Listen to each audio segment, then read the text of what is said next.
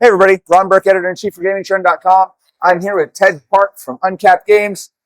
A little further over, Ted. Oh, there we go. Hello. We're here to check out Battle Aces. Ted, walk us through it. All right. Hi, my name is Ted Park. I'm the art director of Uncapped Games. We're here to talk about our game Battle Aces, which is a fast-action, real-time RTS. And hopefully you'll enjoy kind of the fast pace as well as the combat-oriented nature of our game. It's very, hopefully, easy to pick up. We hope you have a lot of fun playing the game. Yeah. Awesome. Let's check it out. And then today, we'll just kind of run through our... What I'll do is I'll edit it so it's like right to where you start. Sounds that way good. There's no cut in between. All right. Here, let me. Oh yeah, I'll take a seat here real quick. So I'll basically run 2, 1. Okay. So I'm basically gonna run through a couple basics about our game. Basically, as you start, we have a very simple, just jump into the game sort of mentality. We want to get players in and into the action quickly. So what you'll notice when you start our match, when it comes to the resources, which you'll see in a moment right here, you have enough resources to make one of 3 decisions. You can either expand right away, you can tech to one of our higher tier units, or you can just straight up build units out the gate. For this particular demo, I'll just expand. And what you'll see is you just hit the hotkey and your expansion will come down. You'll see the timers right here. It means the workers are spawning in now. And then once they're up and active, your resources will kind of come in, and this is all for economic benefit for you. The main reason why we do it this way is that once your workers are in and mining, they all become targets for your enemy as well too. So strategically speaking, you always have a choice. Once you enter into an enemy base, you can either choose to attack the worker, attack the building, or attack the enemy units as well too. So, yeah. So we have our first expansion up and running, and then I'll start building a few units here. It's not lost on me that there's a timer that's counting down at the top as well. There is, yeah. So what you'll see is the timer started at 10 minutes, and that means none of our games go over 10 minutes. Once it hits the 1 minute mark, you'll see a countdown timer, and then from there, whoever killed the most units basically wins the game. And then from there, yeah, so basically, from here on out, you're basically just trying to control the map. You're trying to make all of your strategic decisions as to like how will you defeat the other player, who kind of have the same limitations as you do in terms of economy and strategy. All right. So in this case, you actually know where the enemy is. I do, yeah. So no real need to scout other than to look around to see where you might expand the base, or there might be, I'm guessing, hidden resources or other things like that, right? Yeah. So what you'll see here is we have a traditional fog of war in some cases, but through the fog of war, you can see when an enemy expansion comes up. You'll also be able to see what tech level they're at through our spacebar menu. Oh, wow. When you hold down the spacebar, you'll see your deck as well as the enemy player's deck. And then you'll also get to see when they start teching as well. So just to demonstrate this, I'll start my foundering tech. And when I bring it up, you can kind of see this unit is starting to unlock over time. Once the unlock finishes, I'll now be able to start producing this unit, which we call the Shocker. It's an AoE heavy damage unit. So that's a big change from normal RTS. Normal RTS, you have no idea where your enemy is. You have no idea what their tech level is. Yes. So while you can see their tech level and their expansions, you still won't be able to see the enemy unit movement. So there's still a little bit of benefit hidden, right? Yeah.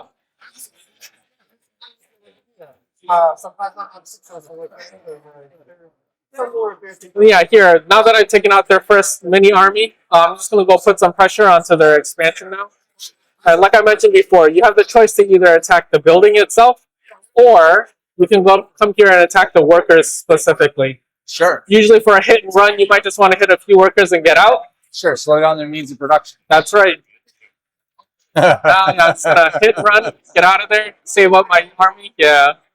The crabs are really mad at me right now, so I'll let them go visit their crab heaven. Yeah.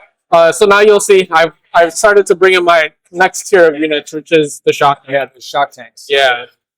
So what we'll do here is I'll kind of demonstrate what you can do with the shockers themselves. Okay, so you're kind of buffering them in the front. Yep. And then I can also blink behind them to prevent their escape. Oh, you can kind of sandwich the two of them. Yeah, kind of a pincer move. Yeah. Yeah, now you can cause some damage. Yep. So yeah, their enemy army is quite mad at me right now. But we're doing all right. Rightly so. Yeah, once you start to see that you get an advantage in combat, you can use the blink to kind of jump on the other side if you'd like. And yeah, just kind of get the action. That position right there is almost a full, your halfway choke point. Yep. You've almost prevented them from expanding. Yeah. So at this point, you know, the enemy, they might still be able to see my movement around their expansion point sometimes, but it'll depend on if they have a unit nearby for that particular information. I But see here there's another expansion for our base. Yep. But you didn't select that, did you? no, So that was done for you. it was, yeah. So what you'll see is the expansions get put down in a specific order. This is your first expansion spot here on the left. Your next expansion spot is here closer to the middle. And then your fourth base is up here in the corner. And then your final expansion will be here right in the middle. Got it. What you'll see here is each expansion brings you closer and closer to an enemy position. Right. But it prevents you from running to the end and just dropping a base right there. Yep, yeah.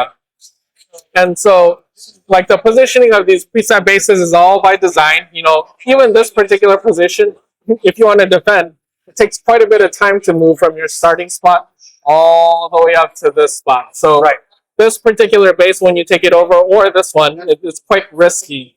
This base is actually almost as close to the enemy base as it is to your own. Yeah. So once you kind of get rolling, like I've expanded one more time. And then what you'll see here is I've unlocked the first level of the flying unit. So I'll show you a little bit. Yeah. This unit you might notice from our cinematic. It's one of our most versatile air units. It can hit ground. I know you're the art guy, and I'm not just saying this because you're the art guy, but I love the art style of this game. Thank you.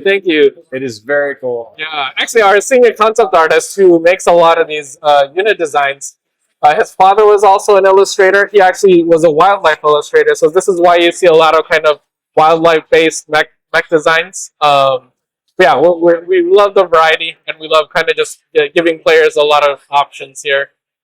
So this particular unit, you can see, I don't even have to attack necessarily. They just auto-attack on the move. So I can kind of pick and choose when and where they'll be, and who they're attacking is just going to be the nearest. So that's kind of devastating. He just basically Reaver dropped all of his units of production. Yeah. While his enemy or his army is otherwise occupied. Yeah. So you'll notice these are all their anti-air units. You know, you can still make a mistake if you misclick and accidentally fly over them. It can still be devastating too. So you have to pay attention. But that's costly for them in terms of just resourcing. Yeah, absolutely. So what I'm going to do here, I'm going to free up a little bit of supply because we're about to do something fun here in a second.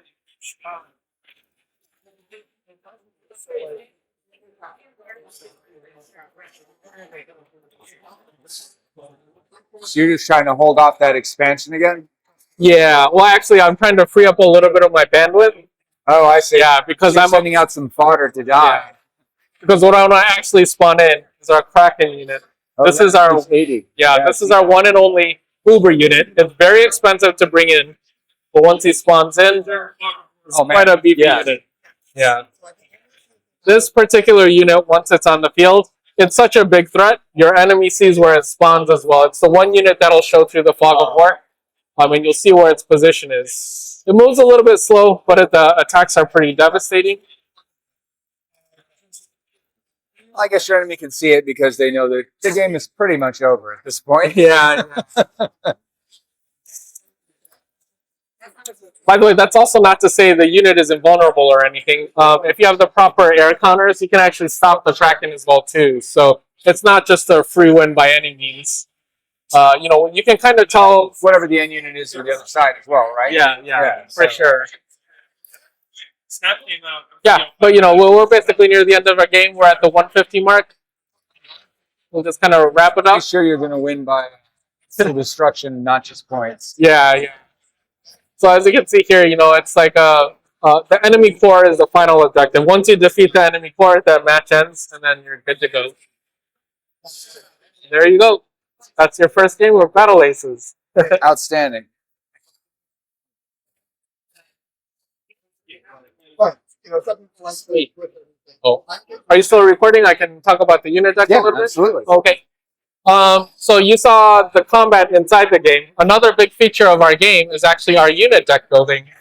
The way this particular feature works is the 2 left slots are for your core units. Right. What you can do is you can come in, slot whatever unit you'd like. Same for the second slot as well. But what we usually recommend is that your first unit, if you look at the costs here, some require just matter, which is the red resource. Others require both matter and energy, which is the second resource. It's kind of good to have at least one matter dumping unit. Like if you have a lot of the red resource, it accumulates faster. You're likely to have more of a surplus of this particular resource. So it's usually good to have one, but it's really up to you though. If you really want to go a diverse build and you have a specific plan with anti-air units only or something else that's a little bit more versatile, the Hornet is another example. It's a very fast unit. So let's say you want to do Hornets and you want to do missile bots or something like that for anti-air. You can pair those together still. But there are some economic repercussions of it. So Sure. yeah, so here, let's say you want to go with the Wasp. The Wasp usually pairs nicely with the Hornet. And then you can kind of pick your next tier of units as well. So here, the first row on top are your Foundry units. Your second row below are your Starforge units. Each one has 2 tiers. So the first tier of the Foundry unlocks this slot. The second tier, you'll have to tech up one more time, will unlock this unit. And then this final slot is just a wildcard slot for the Foundry itself. So this particular slot, if let's say you take a first tier Foundry unit, it'll mean your army is much stronger in the mid game. If you take a second unit in the advanced Foundry tech, it means you'll be very strong in the late game because it takes a little time to tech to both levels. Same for the Starforge as well. Same concept. Tier 1 Starforge, Tier 2 Starforge, Wildcard Starforge. So essentially what you're building out is how your army will unlock over time as you go. From here, since these are fast units, there's a couple units that'll synergize well with the speed and the movement.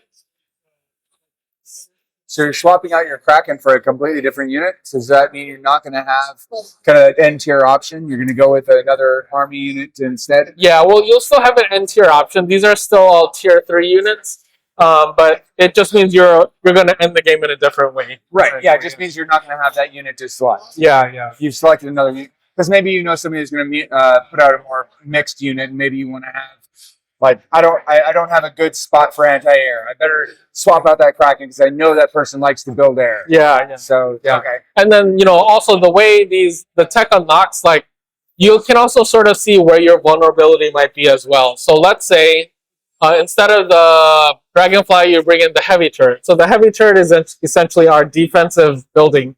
It's an auto defense, like, near any of your own bases, but you can't use it offensively, basically. Let's say means that they're not undefended. They're not undefended. Yeah. Right through that whole match, they were basically undefended. Yes. Yeah. So with this particular unit in place, it might mean they're not as mobile, basically. So you might be able to take advantage of where the turrets are not. You might be able to take advantage of units that specifically target this type of unit as well too. But let's say you go with this what you'll notice here is there's very little anti-air in this tier. So in the Foundry tier, if let's say they tech into Foundry, the only anti-air option they'll have is the Hornet, which is a Tier 1 anti-air. Right, they have to build a lot of them. Yeah, you have to build a lot and you have to be in the right position. But so if let's say you see this, you're like, okay, maybe I want to bring in some anti-air. You can bring in a unit like the Predator, which is an anti-air splash unit. It's quite powerful. It moves a little bit slow, but it'll dominate the sky in many ways. So that's good for units that are clustered together then? Yes. Okay. Yeah. So yeah, you equip it. Now you can kind of see this particular icon up here in the corner indicates if it's an anti-air unit or not. I see. Yeah, so you can see now, I now have a little bit more of a balanced tech tree. I have plenty of stuff at the Tier 1, nice AoE option at Tier 2, and then if they go air, I can unlock the Predator at Tier 3. And then now same for the Bulwark. So that we actually used that last time. Yeah. So the Bulwark is a very versatile, it's very durable, it's an air unit that can hit everything basically. It's a nice jack of all trades, but it's a little bit slow, so it can get outmaneuvered at times. But it can be quite devastating when I see that over here. Right? Yeah. So you've got a very slow mark there. Yep. Yeah. And I guess, is that slow to target? Is that what that is? No. So the first stat is health. The second is damage. The third is speed, and the fourth is range. Okay. Yeah. Cool. So you've got to slowly drag that into the right position and then just let it work. Yeah. Once it's in position, it's quite strong. So yeah. So you can always, kind of mix and match and play. There's really no, you don't have to do anything other than the tech level restriction on the unit deck. But once you're there, it's really up to you to create your deck and for your play style, essentially. Yeah. So how do you go about unlocking all the different tech cards that we talked about? How do you go about getting those? So when you first start the game, you'll have 3 units to start off with. You'll have the crab, you'll have the hunter, and then you'll have the let's see the last one. Or the ballista, which is like an anti-ground splash unit. And then you'll play through the tutorial with these units, and then we have what we call a proving grounds right after. You'll play a series of matches against our AI, and they'll get progressively a little bit harder. And then after each match, you'll kind of unlock a few more units to fill out the rest of your deck as you go. Once you fill out enough of your deck, you'll start playing regular matches, and then each win, each loss, you'll accrue soft currency in our game. You can use that to unlock new units, and you get to choose which units that you want to unlock. Or you can use hard currency, like real money, to unlock as well if you choose as well. But we'll always have a free path to unlocking our units in game. So you guys are going completely free to play, and then people can basically almost like pay for convenience, if you will, to unlock those things if they just don't necessarily want to grind it out against other players. Yes, yeah, that is true. And then we'll have other customizable options for the player in the future as well, like skins and that kind of thing. Yeah, actually, for our game, we're not going to do per unit skins necessarily. We're going to concentrate more on army color sets. So, in other games, you might consider them just team color options. But actually, if you look at any of our units, there's a combination of 3 colors. So here you have green, white, and red. And then with an army set, we can mix and match a number of combinations to give you a full aesthetic. So let me show you maybe a large unit that has we have a primary, secondary, tertiary color set. So we can kind of mix it out. We can also play with the materials. We'll give a lot of people a lot of fun ways to sort of customize their armies. And then on top of that, you'll be able to choose other things to kind of represent yourself online. Like your portrait will kind of represent you in any match. As you saw at the beginning of the match, you'll kind of see your portrait versus the enemy portrait. We'll have a systems like emotes that'll kind of let you use your portrait to convey your emotions to another player. Frustration, happy, whatever. Yeah. So talk to me about maps. How many maps are you looking at for launch? So we'll just have 2 maps total, one for 1v1, one for 2v2. Okay. The layouts are similar for both, but the way to think about this is it's kind of like thinking about it like chess. At the beginning, when the game first launches, we want players to learn how to use the units more than worry about what the map is. So the map is very symmetric. Yeah. And that's the whole point. Yeah. Right? And the expansion is also very planned. Yes. So they're not focused on that kind of the micro portion of worrying about base expansion. That happens. Yeah. And they're more focused on what type of the paper, rock, scissors they need to focus on for the enemy. Yeah. Because a lot of the strategy will be in your unit building as well as how you micromanage the units in combat as well too. So it's a lot for a player to kind of have to take in at the start. But the map being more of a constant kind of will hopefully alleviate that over time. And then in the future, we may play with different modes or different maps as well. But for launch, we're concentrating on make sure the map is solid. It's a very well-tested map. And then hopefully players will just have fun playing on the map, essentially. So you guys have kind of moved away from the tradition of having factions, right? There's not really factions. It's more the players have access to both types of armies, but it's more about the selection of all the units within those armies that makes up the difference in tactics. Yes. So we do have a little concept of factions in that certain units are kind of a certain type of mech. Right, they're more insectoid. Or so a traditional tank type. Yeah, so the blink units, they kind of look similar in design. Manufacturer-wise, we say they're from the Far Horizon Collective.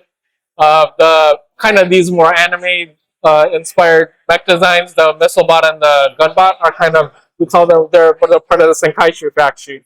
So like we want to make sure we have a little bit of lore, a little bit of context that sort of gives you something to attach to if you'd like. But then we also have, like, because this is a deck building game, we want to make sure that players don't feel like they have to pick a certain combination, or they don't have to be limited to a certain faction. So we want to make sure that players can just choose whatever units they'd like, and hopefully they look cohesive enough to kind of get out there and have a good time. So I know you guys are in beta right now, and that's stressful because you're pre-launch, you're almost there. So I want to end on a fun question. What is the thing that you are most excited for players to see in our game? Honestly, it's really the pace of the game. It's something that I feel like is unique, especially compared to older traditional RTSs. You know, older games, you know, they could be anywhere from 10 minutes to 40 minutes a match. Right. But what we kind of found is that, like, when matches get long, 20, 30, 40 minutes, if you lose a match, it's a lot of time that you had invested that is kind of now gone in a loss. And it kind of weighs mentally on a player too, you know, like the complexity of RTSs is like you have to be active all the time. This is partially why we reduce some of the tedium of certain mechanics in an RTS. And hopefully you have more fun kind of playing with the units as well as utilizing position and timing to your effect as well too. So when you get in, I personally like to call our game a great lunchtime game. You know, you might have just 1 hour to get a few matches in. With our game, our average length time is about 5 minutes per match. Even though 10 minutes is the max, we found most matches wrap up in about anywhere from 3 to 7 minutes, but mostly around the 5-minute average range. So think about it. You have 60 minutes in a lunch hour. You could get a solid 12 matches in and have a great time doing it. And then also the effect of a loss or a win, or mostly losses, like it's a little bit reduced as well too. So, you know, a lot of people, they might lose a game, but they'll realize, like, oh, if I just switch out this unit, I could have had a great chance against that particular composition. And so the ability to switch out your experience, it not only gives you the option to, like, strengthen your deck in a certain way, but it'll also give you a way to experience a slightly different playstyle for the next time that you play. So we like to have that variety as well, and hopefully people will see that the fun of it over time in these bite-sized matches. Awesome. Thank you so much for the demo, and I really appreciate your time. Thank you. Appreciate it.